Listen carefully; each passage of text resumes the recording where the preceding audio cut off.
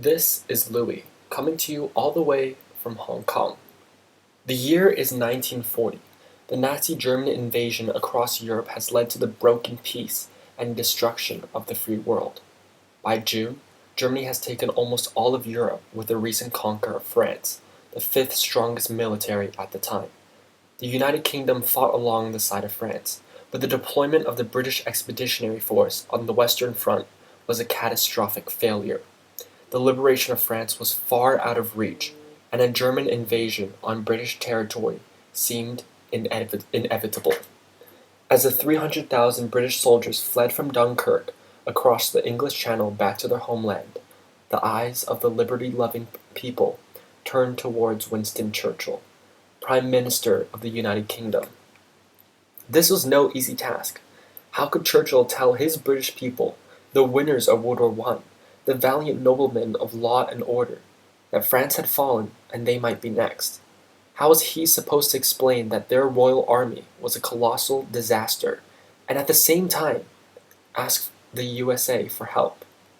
Before Churchill addressed the nation, there was a rumor of surrendering spreading throughout the British Empire.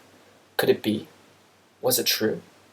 Was the inconquerable land of England about to surrender? Anxiety and fear filled the air of Britain. And so, in these darkest hours, Churchill delivered his speech to the House of Commons. He begins with the disaster at Dunkirk and continues with the impending Nazi invasion on the horizon. And just when you think he'll declare surrender, he says these chilling words. "We shall go on to the end. We shall fight in France, we shall fight on the seas and the oceans, we shall fight with growing confidence and growing strength in the air. We shall defend our island, whatever the cost may be.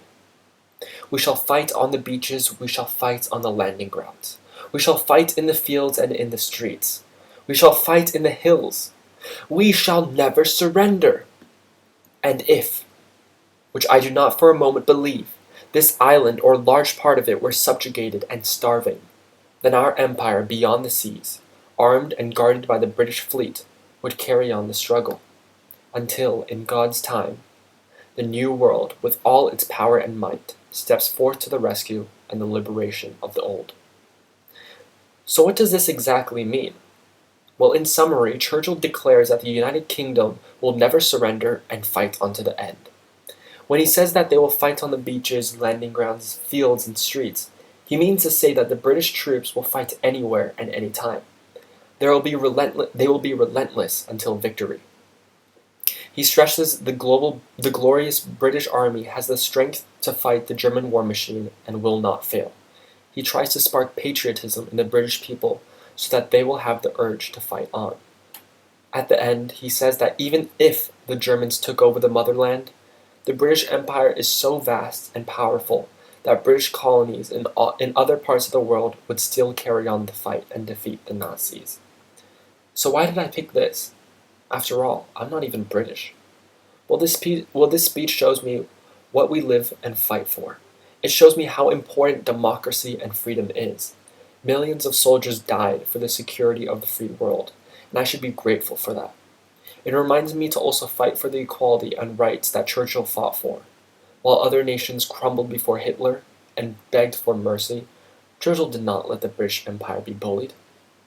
It also shows me that I should never let myself be suppressed. There's a big debate, an essential question regarding whether we should rise against our opposers or accept it. Churchill answers it by saying that we should always fight for what we believe in and never give in. There will always be a resistance and a revolution in the making. It is up to us to make a change. I, myself, am Jewish, and if Churchill chose to surrender to the Germans, I might not be alive today. I am indebted to him, and I feel like I owe my life to him. So listening to his speech and analyzing it feels like the least I could do. Not only does this give me personal and national pride, but it also brings me nostalgia to me and my father. Like me, my dad is a historical fanatic. He loves reading about World War II, and together, we watched the movie The Darkest Hours, which portrays Winston Churchill's role in World War II. This is the all-time favorite speech of my dad. He loves and listening to it, and when I listen to it, it makes me feel connected to him. We can always talk for hours on end about Winston Churchill, and it's such a warming feeling every time I listen to it. Overall, this piece has had a huge effect on me. It not only makes me feel proud and allows me to honor those that have perished for the greater good, but also makes me feel connected to my dad. To reread the quote from Churchill, "We shall go on to the end. We shall fight in the France. We shall fight on the seas and oceans. We shall fight with growing confidence and growing strength in the air. We shall defend our island, whatever the cost may be. We shall fight on the beaches. We shall fight on the landing grounds. We shall fight in the fields and in the streets. We shall fight in the hills. We shall never surrender.